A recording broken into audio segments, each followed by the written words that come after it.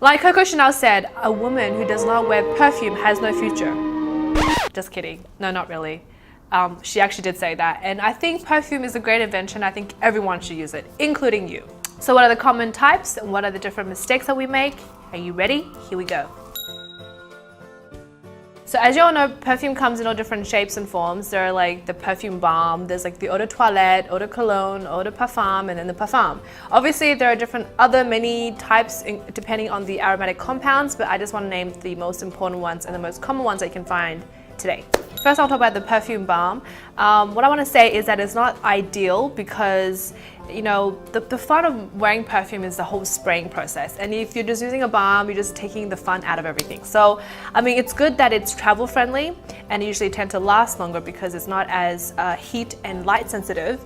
But I think the smell of the actual perfume does get altered when it's made into a balm version. However, it's probably one of the best way to apply perfume in public because it's most discreet. You can't even see it. You could just be like secretly, you know, done. The second one is the eau de cologne, and that's most commonly found in men's fragrance. However, there are women ones that do have eau de cologne too. They're probably the most lightweight type of perfume because it only contains 3 to 5% aromatic compounds. With this one, it can be quite generous, so you can actually be, you know, quite, you know. What I usually like to do is I do the sides of my neck, the back of my neck, by both wrist, elbows, as well as behind the knees, especially if you're wearing a skirt or like, you know, shorts or whatever, like your knees are exposed. So I like to do that. So the next one is eau de toilette, and this one is actually quite common. So eau de toilette, it contains about 5 to 50% of aromatic compounds. It's slightly bit more heavier than the eau de cologne. Sometimes it's marketed as the lighter version of the perfumes, and so a lot of like fragrance houses might not be happy to hear that it's a watered down version. So sometimes they might change the note in the actual eau de toilette so it smells completely different or has its own scent. For example, my favorite scent from Dior is called Blooming Bouquet, and it only comes in eau de toilette. So when I spray this, I spray on the sides of my neck, on my wrist, and behind my knee if I'm wearing a skirt or shorts. And then usually I need to reapply after every 4 hours. However, like I have to say and stress this, that whatever perfume that I wear on my skin in particular might be different to what it would last on your skin. So maybe for me it's 4 hours, for you could be like 6, 8, 12 hours, who knows, you know? So you have to keep in mind with the natural oils of your skin as well as your hormones and the body type and all that. The next one is eau de parfum. And this one contains 10 to 20% of aromatic compounds, which is also one of the most common form of fragrance you can find on the market. With this one, it lasts about 6 hours to 8 hours, and sometimes the scent changes ever so slightly after 4 hours, so it's like a completely different new scent. For example, the Chanel No. 5 Eau de Parfum, it contains both jasmine, rose, aldehydes, and a hint of vanilla, but only after 4 hours of wearing it. Me personally, I find that then does the jasmine come up and you can smell it, and that's when I actually enjoy it better. I usually do 3 squirts, which is then both sides of my neck and on my wrist. That's it. So the last one is Perfume. This is the bomb. It usually contains 20 to 40% of aromatic compounds, which is almost half. So that's why usually they're like in little bottles and they're really expensive, and it's like a luxury to apply them. Usually I prefer the dab version because it just feels a bit more luxurious to have, you know, to have the bottle tip over, and then you apply this behind the ears and on your wrist. That's it, and that will last you all day. The next part is obviously most important, is finding the fragrance that suits you.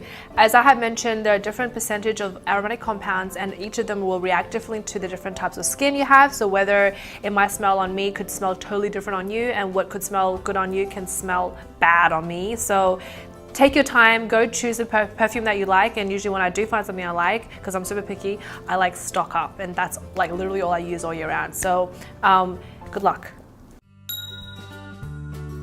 The best time to apply perfume is obviously after shower, when you know you've washed off all the dirt and smelly bits throughout the day and your skin is fresh, you know, so whatever you apply on next gets better absorbed. So that's when you apply perfume, because that will stick and that will smell the best. Number 2, this is actually really important. You know, actually perfume holds better onto moisturized skin as opposed to dry skin. So make sure when you come out of the shower, you actually moisturize, so then the fragrance have something to hold on to. Otherwise, it will fall off with your dry, flaky skin. Basically, the best part to apply perfume is all your pulse points, because that's the warmest part in your body. So for example, behind your ears, you're like around your neck here, and also on your wrist, that's where it reacts naturally to the perfume and it sends out that aromatic naturally and it smells best. That's like the prime. When applying perfume, and this is something that I see a lot of people make a mistake on, is when applying perfume, make sure you actually apply from a distance, so at least 20 to 30 centimeters away, and allow the mist to gently fall onto your skin and not have a pool of it, because it actually distorts the smell and you're wasting a lot of the product as well. So you're actually not doing, you know, what it's supposed to do. This one I also see a look would do is they rub each other, like rub their wrist each other and then like do this and go crazy. Don't do that, because it is already warm enough, and when by doing that and you're actually heating, like overheating the fragrance, so you're actually going to change the fragrance, and also you're bruising it, so it's gonna be like bruising yourself and also the fragrance. So what's the point, right? Just let it gently, naturally fall and let it do its work by itself.